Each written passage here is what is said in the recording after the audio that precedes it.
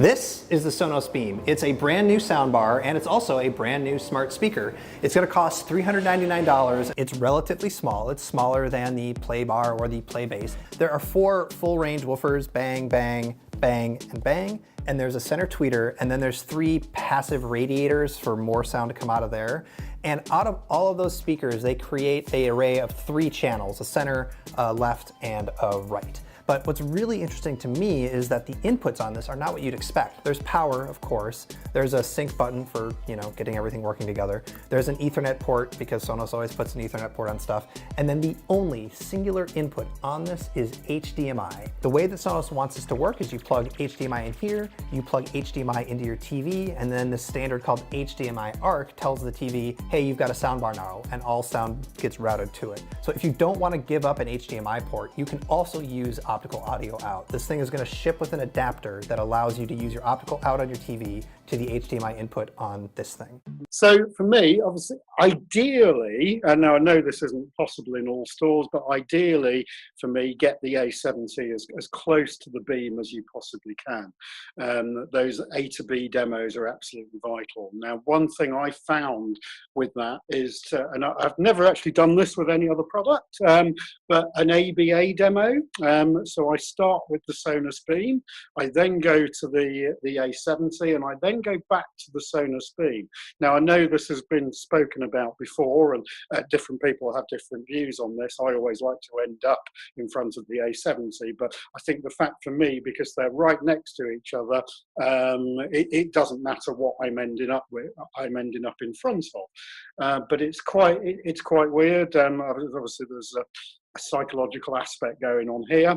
There is a big difference when you jump from the Beam to the A70, but there does seem an even bigger difference if I then go back to the Beam after it. Secondly, during the course of the sale, really, I find planting 3 seeds in the customer's mind is also very important. Now, I don't think it matters when you say these things, but the 3 seeds for me, for the customer, are number 1, for a small 3.0 bar, this is probably best in class.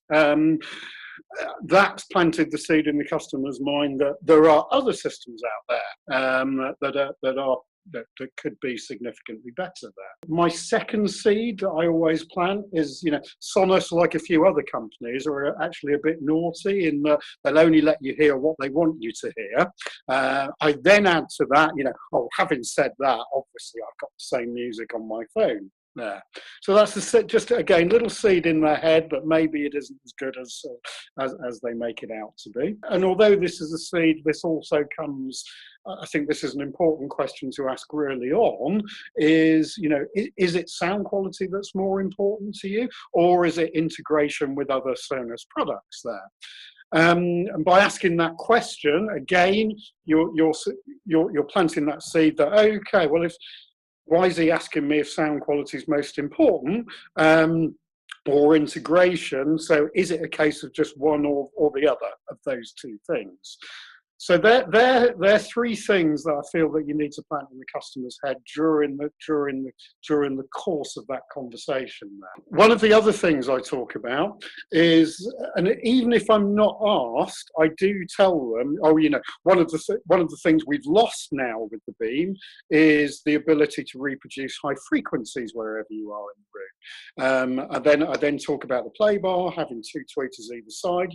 At least, and I often say, at least they recognise that this is a major problem, because all conventional soundbars, the further you come off the central axis, the more you're going to lose high frequencies. And actually, the Sonos Playbar is really the only other bar in store other than our own that have that ability to retain the high frequencies wherever you are. So one of the differences between the Beam and the Playbar is that the Beam just has a single tweeter in the middle as opposed to the tweeters at the end. The other difference is that the Playbar is actually quite much more refined. And I do use that word. That's a word used by many reviewers. Much more refined when it comes to audio quality. So what I mean by refined, in its simpler term, I suppose it is better. I.e., the Playbar is better than the Sonos Beam, but its ability to really give you a really good indication of where sound is coming from. When you have a unit which is much smaller, you've got your speakers much closer together. In a perfect world, of course, we'd be in roughly an equilateral triangle. The speakers would be the same distance apart as you sit away. But also just its ability just to be better, to create music in a more natural way. If people are talking about reviews, then again, I think it's really important to tell people, yeah, it does have 5-star reviews, but it's reviewed within its class. Again, its class is a 3.0 bar. So yeah, it's the best of the 3.0 bars out there.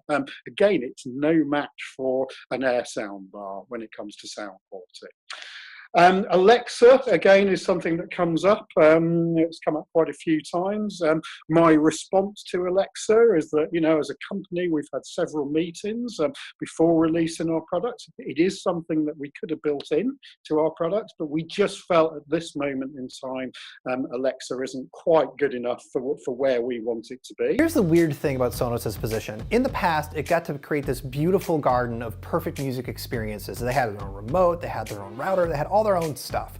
But now they can't do that anymore. They have to exist in these other super complicated ecosystems. They're connected up to your TV, which has an insane tangle of wires behind it. And if something fails there, they're gonna be part of that, and you might blame Sonos, even if it's not their fault. And that especially applies to digital assistants. If Alexa or eventually Google Assistant doesn't work, it's gonna be your Sonos speaker that you feel like doesn't work. And that could be a problem for them. Sometimes you don't want to talk, sometimes you want to talk because you don't want to go through the on-screen display and go right? So there's these things where you go like, okay, where does it make sense to use voice? Where do we actually want to tone it down a little bit? A lot of the early integrations have been focused on making the utterances as simple and intuitive as possible. So rather saying, Alexa, tell Sonos to play the Beatles from Spotify in the living room, we wanted it to be, Alexa, play the Beatles.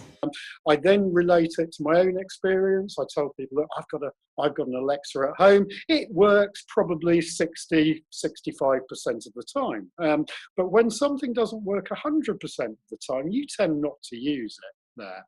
So that's really my response to that. And again, just adding, look, I'm sure we'll have it in a couple of years, but we just didn't think Alexa was quite good enough at the moment. If it's something you really want, you can pay £35, add an Amazon dot to it, and you've got Alexa built into it there. So one thing Kyle brought up in a call this morning, he was asking when I brought up that I worked for Orbit Sound. Now, if it's a TV sale, if we start with the TV, I do not mention it. The second we start talking about audio, that's when I do mention it, though. That's if it's a TV sale. If it's just a bar sale, what I tend to do is that I tend to give as much information as possible.